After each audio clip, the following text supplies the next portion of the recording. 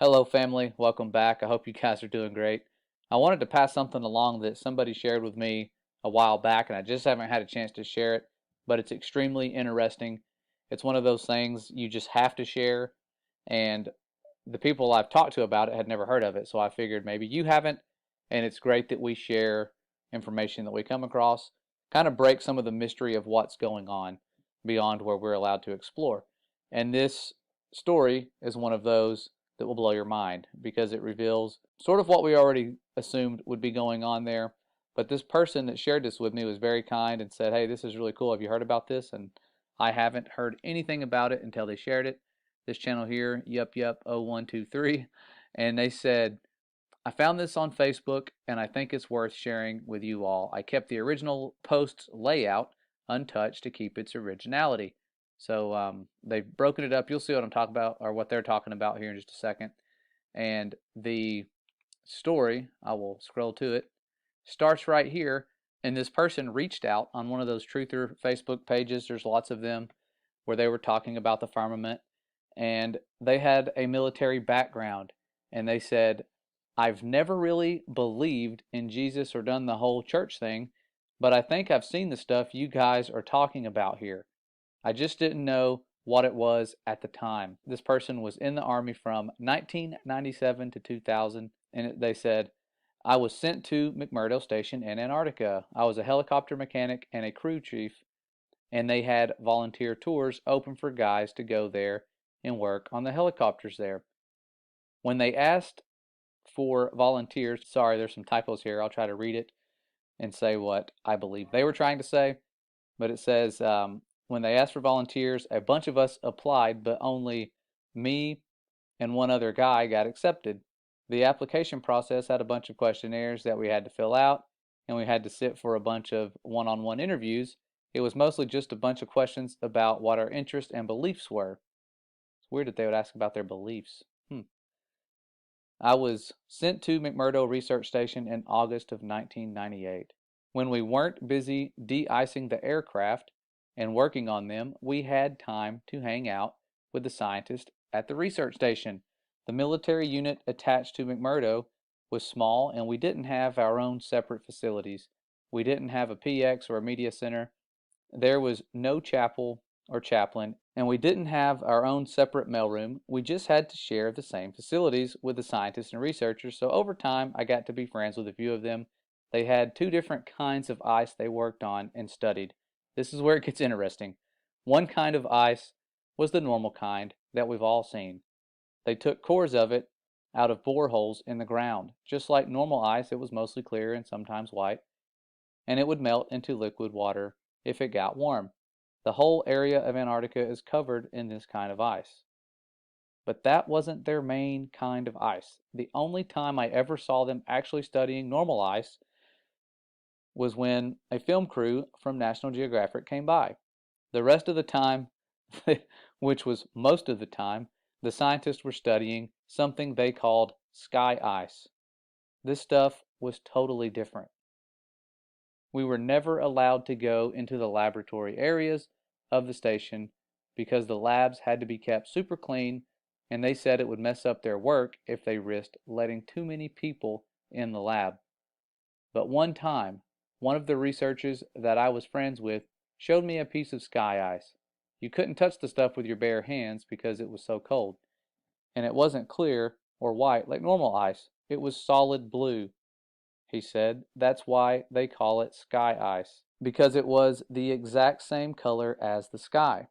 We had to wear thick, heavy going outside gloves to handle it. The stuff was so cold, it would instantly freeze your skin if you touched it. I don't remember what the temperature he said it was, but it was something like hundreds of degrees below zero, way colder than the normal ice that was outside. He had to carry it in a metal bottle that was kind of like a thermos. He let me play with the piece of it for a while. It felt lighter than a piece of normal ice of the same size, like it wasn't very heavy at all. It almost felt like you could throw it up in the air and it would just float back down. But I didn't try that. And it was also a little flexible when I tried to bend it. It didn't break like normal ice would. And even for a small piece, you could see through it. It was solid blue right from the surface. And here's the really weird part. It didn't melt into water. When it got warm, because we had it inside, it just started to shrink. It got smaller and smaller, but my glove never got wet. And there was no water on the floor. The stuff just turned into thin air when it got warm and vaporized. He said that was the reason why they had to study the stuff right there in Antarctica. You couldn't take the sky ice back to America to study it because it was almost impossible to keep it cold enough during transit. And then they shared a verse right here where it says, "And above the firmament that was over their heads was the likeness of a throne, as the appearance of a sapphire stone. And upon the likeness of the throne was the likeness as the appearance of a man above upon it." And then we continue off where it says it would always vaporize into air and you'd have nothing left when you got back to the US, he said. Russian scientists had discovered the same problem when they tried to take the ice back to Russia. So that was why they all had research stations in Antarctica. After maybe 15 minutes of handling the piece of sky ice, it was almost completely gone. Just a tiny little bit was left, and my glove was dry the whole time. I'd never seen anything like it before or since, and that's unusual because I've always had an interest in scientific things. I think that's even why I got selected to go to Antarctica, because a big part of the interview was about science and what I believed about things. So I really thought it was cool to see something I'd never heard of before. The whole time I was at McMurdo, I heard people talking about the wall like that was a special place. It's pretty common to find ice walls and ice cliffs all over Antarctica. The whole place is ice, but it's all just normal white or clear ice. So I asked my friend where they get the sky ice from, and he said it comes from the wall. I don't remember exactly how he described it, but apparently there's a huge wall of sky ice in Antarctica. He said it was hundreds of miles inland from the coast. I never got to see it myself because I was only, and then I'm going to skip forward, stationed to McMurdo. I didn't get to go out on expeditions. He said it was the biggest natural structure in the world. Imagine that. He said that in the 1960s, the U.S. Army had a plan to bore a tunnel into the wall, but they didn't have a boring machine that could handle the super cold temperatures, so they had a whole testing project in Greenland where they developed ice tunnels and invented new boring machines that could operate in super cold temperatures. So this was back when they were going into forming NASA and all the other things that were kind of strange, the Antarctic Treaty, around that time, pretty close to it. And he says, like they did this whole big thing in Greenland for just practice. So it's like they were practicing to bore into the sky ice. I'm not an expert on that, but that's just what he told me. Then, once they had the new boring machine figured out, they brought it to the ice wall, or to the wall in Antarctica. He said that the machine bored a tunnel. I don't remember exactly, it was like 5 or 10 miles into the wall, but that they never broke through the other side of the wall, and that they still don't know how thick the wall is even to this day. And I'm probably not remembering this part correctly, but I think he said that at first the floor of the tunnel was solid rock, but after a mile or two in, the floor was sky ice, like it was sky ice underneath after a certain point, or something like that. And apparently the wall slowly builds itself back up. So it slowly builds itself back up after you cut it, because after a year or so, the tunnel had shrunk smaller all by itself, like a self-healing wound. It starts closing up.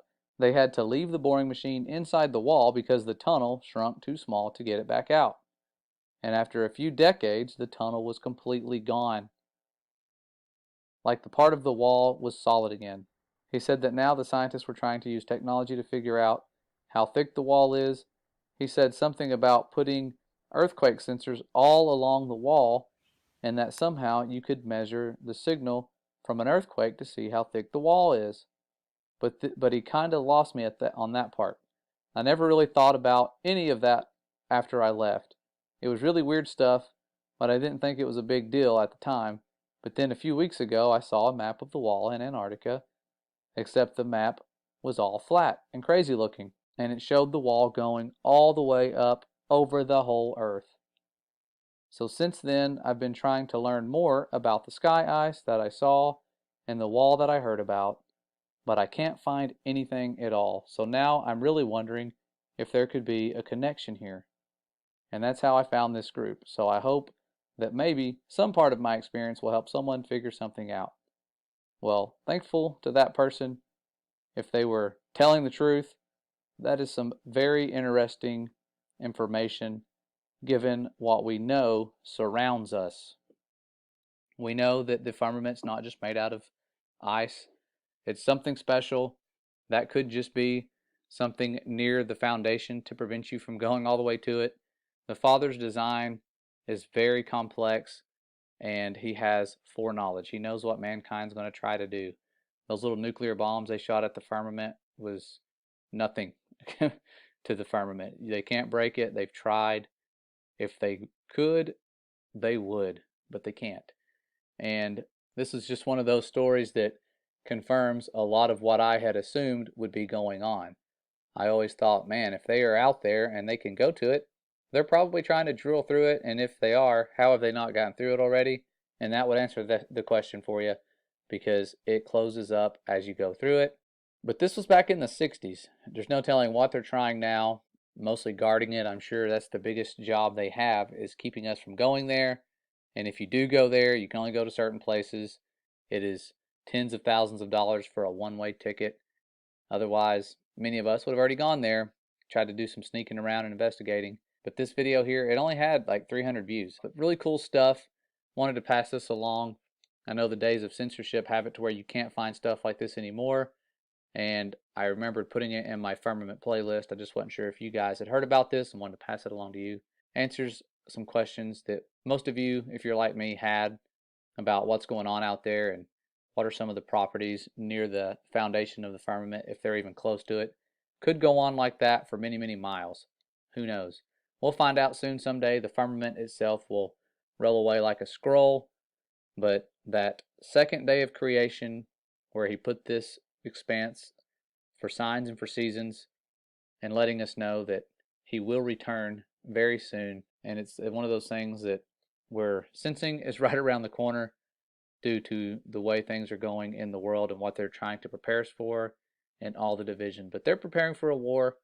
I'll go over that in a little while in another video, what they're preparing for and how you can be prepared yourself to not fall for the deceptions to come. But see you guys around soon. I know that this is a random video, and I'm just trying to put this stuff out there and stop procrastinating and share the information that I have while we still can. I'll see you guys really soon. Stay safe and stay ready.